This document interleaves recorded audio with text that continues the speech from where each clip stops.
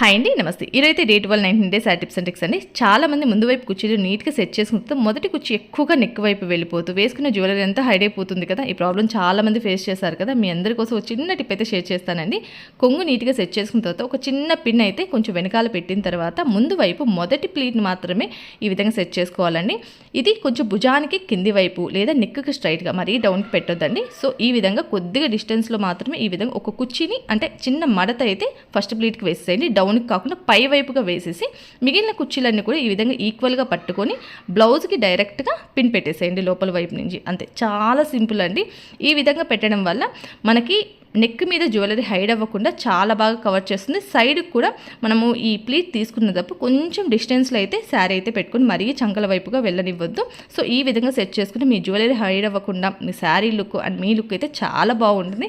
ప్రతి ఒక్కరికి ఈ టిప్ చాలా బాగా హెల్ప్ అవుతుంది. ట్రై చేయండి. వీడియోస్ లైక్ చేయండి, అలా మంచిగా సబ్స్క్రైబ్ చేయండి.